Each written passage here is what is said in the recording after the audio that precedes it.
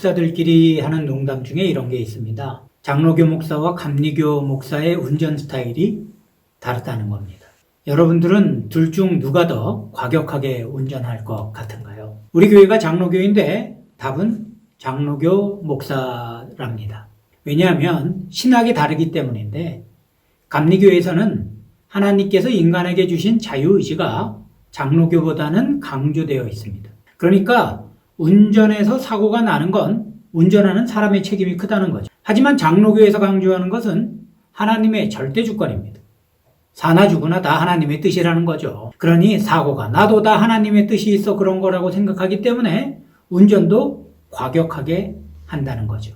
물론 웃자고 하는 얘기이고 실제로는 그렇게 운전해서는 안 되겠죠. 그렇다면 인간의 자유의지라는 것이 무엇인가요? 하나님께서 인간을 로봇처럼 그저 프로그램대로 움직이게 만드신 게 아니라 사람 스스로 무엇을 생각하고 결정하는 책임적인 존재로 만드셨다는 것이며, 우리가 믿는 기독교 신학에서는 이는 하나님께서 인간을 사랑하시기 때문에 주신 신적 성품이라고 봅니다. 인간을 제외한 모든 피조물에겐 오로지 본능만 있을 뿐이라는 겁니다. 물론 인간도 본능에 의해서 사는 부분이 있습니다만 오직 인간만이 자기 스스로의 의지에 따라 본능을 억제할 수 있는 존재입니다.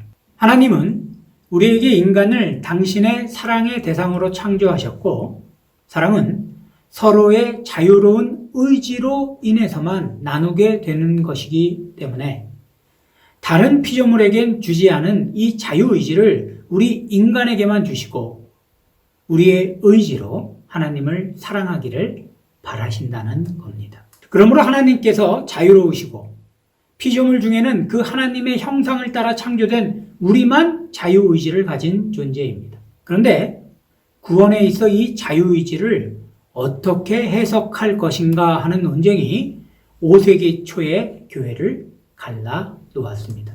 바로 지난 강의에서 등장했던 아우구스티누스와 펠라기우스라는 인물 간의 논쟁 때문이었습니다. 아우구스티누스는 주후 354년 당시 로마 제국의 일부였던 북아프리카의 타가스테라는 곳에서 이방인 아버지와 그리스도인 어머니 사이에서 태어났습니다.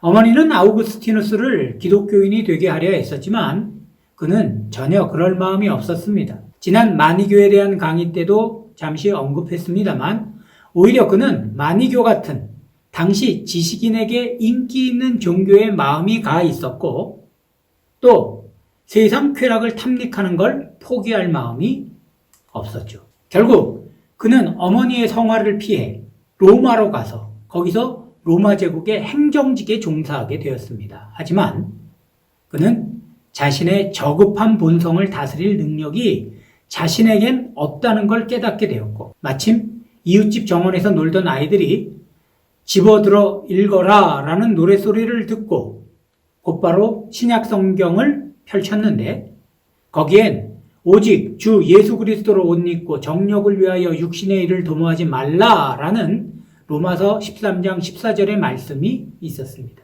그는 그 자리에서 책을 덮고 친구들에게 나는 그리스도인이 되었다라고 말했답니다. 이런 회심 사건으로 인해 아우구스티누스는 죄 많고 부서진 인간은 은혜롭고 사랑 많은 하나님에게 전적으로 의존해 있다라는 사실을 알게 되었습니다. 그를 신앙으로 인도했던 우발적인 사건들을 돌아볼 때 하나님의 은혜의 손길이 순간순간마다 자기보다 앞서 행하여 자신을 구원의 길로 인도하셨다는 것이죠. 아우구스티누스는 자신의 이런 영적 순례를 자서전적 성격과 신학적 성찰이 어울린 기독교 신학에 있어 최고의 명작으로 손꼽히는 고백록이란 책으로 고백했습니다. 그야말로 모든 것이 다 하나님의 은혜였다는 고백이었습니다. 이후 그는 기독교 신학은 아우구스티누스에 대한 각주에 불과하다라는 말을 들을 정도로 바울의 뒤를 이은 위대한 신학자로 칭송받게 되었습니다. 특히 그의 은총론은 그의 신학에서 가장 중요한 자리를 차지하고 있다 할 정도로 중요한 신학적 진술입니다. 그런데 이런 아우구스티누스를 못마땅하게 여긴 고백록의 독자가 있었습니다. 그는 펠라기우스라는 영국 출신 수도사로 당시 로마에서 성경을 가르치고 있었습니다. 그런데 당시 로마는 그야말로 엉망이었습니다. 지난 10강의 강의에서 드린 말씀을 잠시 기억해 보시겠습니까? 콘스탄티누스 황제에 의해 기독교가 공인되었고 이후 380년 테오토시우스 황제에 의해 기독교가 로마의 국교가 되면서 사회적 양상이 완전히 달라지게 되었다는 걸 우린 이미 배웠습니다.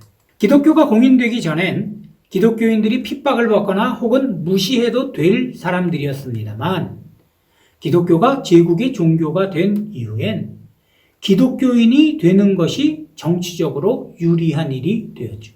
결과적으로 무늬만 신자인 사람들이 급속히 늘게 되는, 즉 교회가 세속화되고 만 겁니다. 교회 내의 도덕적 해이는 위험한 수준에 이르게 되었고 교회는 뭔가 갱신할 필요가 있었죠. 펠라기우스는 복음을 통해 죄를 대항하고 선을 쫓아 살도록 고무시킴으로 이런 상황을 갱신할 수 있다고 보았습니다.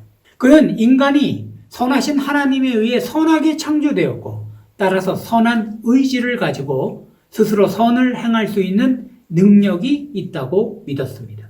그런 그에게 아우구스티누스가 말하는 하나님의 은혜는 그의 주장대로 절대적인 것이 아니라 인간이 자유의지로 선을 행할 수 있도록 돕는 수단일 뿐 꼭 필요한 필수 조건은 아닌 것으로 보였습니다. 왜냐하면 인간은 자신의 의지만으로도 선을 행할 수 있는 능력이 있는 존재라고 여겼기 때문입니다. 그런 의미에서 펠라기우스가 볼 때 아우구스티누스의 은총론은 사람을 꼭두각시로 만들어 자유의지를 주신 하나님의 그 본질적 의미에서 벗어나게 만드는 일로 보였던 것이죠.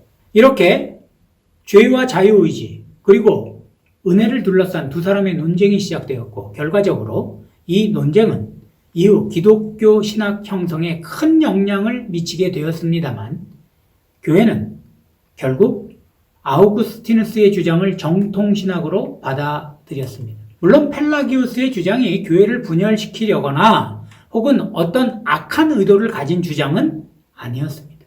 교회의 도덕적 갱신이 필요하다는 선한 동기에 의한 주장이었죠. 그는 하나님의 은혜를 강조하다 보면 인간에게서 도덕적 책임을 회피하게 만드는 결과를 가져온다고 보았던 겁니다. 하지만 여기서 문제가 생긴 것으로 보입니다.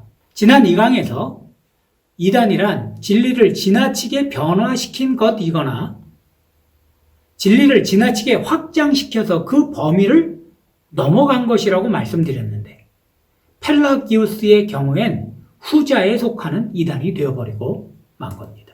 펠라기우스는 인간의 본성이 타락했다는 것을 지나치게 간과해버렸습니다. 그러다 보니 원죄와 같은 기독교의 핵심적인 신학을 부정하게 되었죠. 그는 아담의 범죄는 그저 아담 자신의 잘못일 뿐 그것이 온 인류에게 책임을 지우거나 그 죄에 연루시킬 만한 아무런 근거가 없다고 합니다. 즉 죄는 행위를 통해서만 존재한다는 거죠. 그러므로 우리가 선을 행하려는 의지가 있다면 죄를 짓지 않을 수 있다며 우리가 자유의지를 가진 존재임을 강조하였습니다. 하지만 이는 로마서에서 바울이 한 말씀에서 완전히 위배된 거죠. 반면 아우구스티누스는 인류는 죄를 짓지 않을 수 있는 능력이 상실되었으며 따라서 하나님이 개입하여 하나님께 돌아오도록 해야 하는데 바로 그것이 하나님의 은혜라고 주장했습니다. 그리고 이 은혜는 예수 그리스도로 말미암아 우리에게 임했다고 하였죠. 즉 은혜만이 우리를 구원으로 이끄는 유일한 길이라는 것입니다. 펠라기우스의 주장이 얼핏 들으면 틀린 것 같지 않죠. 하지만 이단으로 보는 이유는 단지 그가 원죄가 없다라고 해서가 아닙니다. 펠라기우스의 주장을 따르면 결국 도덕이 우리를 구원하는 것이지 복음이 우리를 구원하는 게 아닙니다. 그렇게 되면 예수의 십자가는 무력해지고 말죠. 이는 기독교 복음의 가장 근본적인 문제를 부정하는 일이 되므로 413년 에베소 공의회에서 이단으로 정죄했습니다. 펠라기우스 논쟁은 아무리 훌륭한 주장이라도 성경이 말씀하는 범위를 넘어서서는 안 된다는 걸 우리에게 교훈합니다.